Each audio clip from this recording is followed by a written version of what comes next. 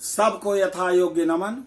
आत्म परिचय 219 भाग लेकर आपके सम्मुख उपस्थित हुआ हूं।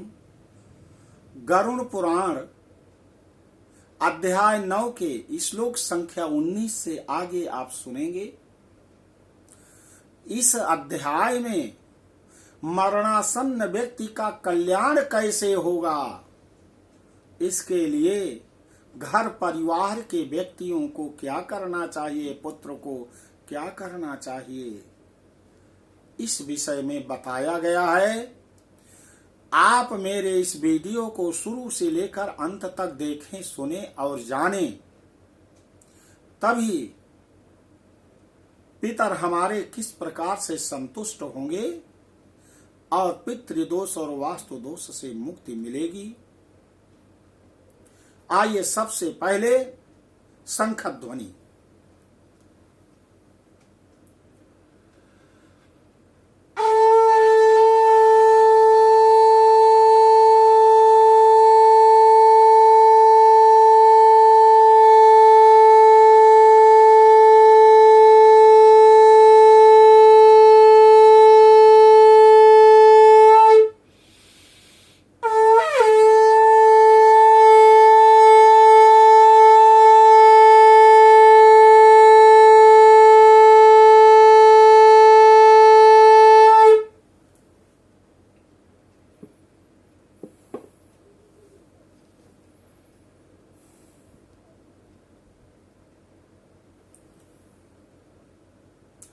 गरुड़ जी कहते हैं कि प्रभु बताइए, मरणासन्न व्यक्ति का कल्याण कैसे हो सकता है, उसके लिए पुत्रों को क्या करना चाहिए, बताइए प्रभु।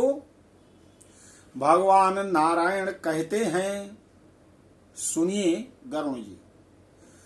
राक्षसाश्च पिशाचाश्च भूता प्रेता यमानुगा अलिप्त देशे खट्वायाम अंतरिक्षे विशन्ति च अतो अग्निहोत्रम श्राद्धम च ब्रह्मभोज्यम सुरार्चनाम मंडलेन विना भूम्याम आतुरम नयु कारयेत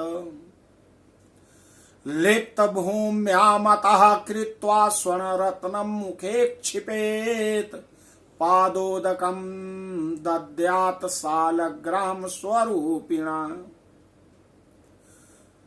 उस मंडल पर जहां पर मरणासन्न व्यक्ति को तिल और कुश बिछा करके लिटाया गया हो, वहां पर देवता आते हैं, राक्षस दैत्य भूत प्रेत नहीं आते हैं। काले तिल या किसी भी रंग के तिल को विशेष रूप से तिल से जो भगवान नारायण के स्वेद से पसीने से उत्पन्न हुआ है। और यदि बिना लीपी हुई भूमि पर और चारपाई आदि पर उस मरणासन्न व्यक्ति को लिटाया गया है, तो भूमि की सतह से ऊपर राक्षस पिशाच भूत प्रेत और यमदूत उसके समीप प्रविष्ट हो जाते हैं। इसलिए भूमि पर मंडल बनाना चाहिए। अग्निहोत्र, श्राद्ध, ब्राह्मण, भोजन, देव पूजन और आतुर व्यक्ति का स्थापन नहीं करना चाहिए। इसलिए लीपी हुई भूमि पर आतुर व्यक्ति को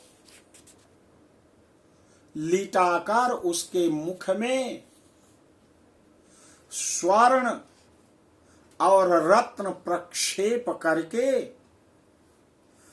सालग्राम स्वरूपी भगवान विष्णु का पादोदक देना चाहिए। भगवान शालिग्राम को स्नान करा करके जो जल है वो जल मुख में उस मरणातुर व्यक्ति को पिलाना चाहिए।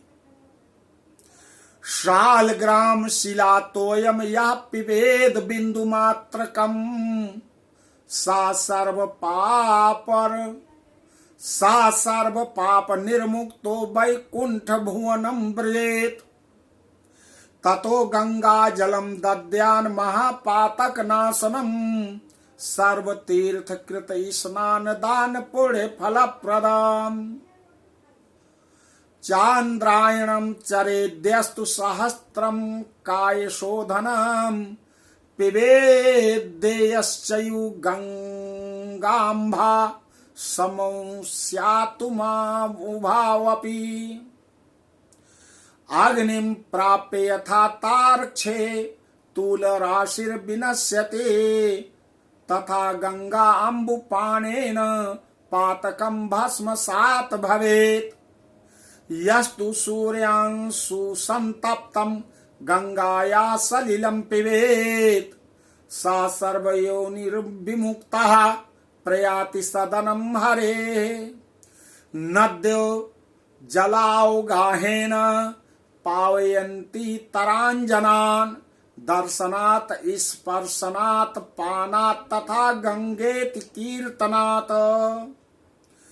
पुनात्ते पुण्यान् पुरुषान् शतशोऽथ सहस्रशः गंगा तस्मात् पिबेत् तस्य जलम संसार तारकम।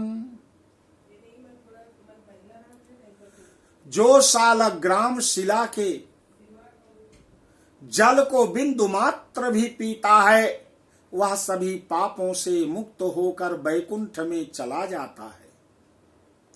इसलिए आतुर व्यक्ति को महापातक को नष्ट करने वाले गंगा जल को देना चाहिए।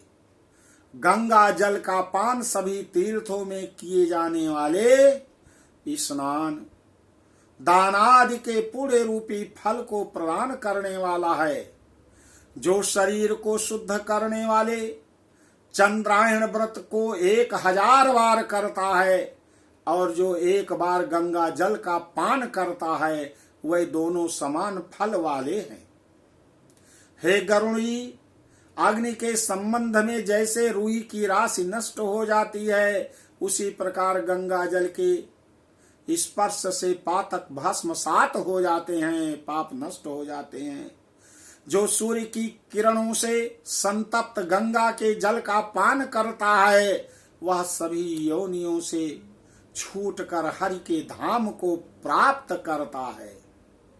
अन्य नदियां मनुष्यों को जल अवगाहन स्नान करने पर पवित्र करती हैं, किंतु गंगा जी तो दर्शन स्पर्श पान अथवा गंगा इस नाम का कीर्तन करने मात्र से सैकड़ों हजारों पुण्य रहित पुरुषों को भी पवित्र कर देती हैं। इसलिए संसार से पार लगा देने वाले गंगा जल को पीना चाहिए, गंगा जल को पीना चाहिए। गंगा गंगेति यो ब्रूयात् प्राणैः कंठगतैरपि मृतो विष्णुपुरं याति न पुनर्जायते भुवि। उत्क्रामाद्भिश्चायः प्राणैः पुरुषा श्राद्धयान्विता चिन्तयेन मनसा गंगां सोऽपि याति परम गतिम्। अतो ध्यायेन नमेद गंगां संस्मरेत् तज्जलं पिबेत् ततो भागवतं किंचित शृणुयान मोक्षदायकम्। श्लोकार्ध पादम वा यो अन्ते भागवतं पठेत् न तस्य पुनरावृत्तिर्ब्रह्मलोकात् कदाचन। जो व्यक्ति प्राणों के कंठगत होने पर गंगा गंगा ऐसा कहता है वह विष्णुलोक को प्राप्त होता है और पुनः भूलोक में जन्म नहीं लेता है। प्राणोत्क्रमण प्राणों के निकलने के समय जो पुरुष श्रद्धा युक्त होकर मन से गंगा का चिंतन करता है वह भी परम गति को प्राप्त हो जाता है। अतः गंगा का ध्यान, गंगा को नमन, गंगा का संस्मरण करना चाहिए और गंगा जल का पान करना चाहिए। इसके बाद मोक्ष प्रदान करने वाली श्रीमद् भागवत कथा को जितना संभव हो उतना श्रवण करना चाहिए। जो व्यक्ति अंत समय में श्रीमद् भागवत के एक श्लोक, आधे श्लोक अथवा एक पाद का भी पाठ करता है, वह ब्रह्मलोक को प्राप्त होकर पुनः संसार में कभी नहीं आता है। तो देवी और सज्जनों, आपने श्लोक संख्या 19 से श्लोक संख्या 32 तक इस परिच्छेद में सुना है। इसके आगे के श्लोक को और उसके भाव को अगले परिच्छेद में सुनेंगे।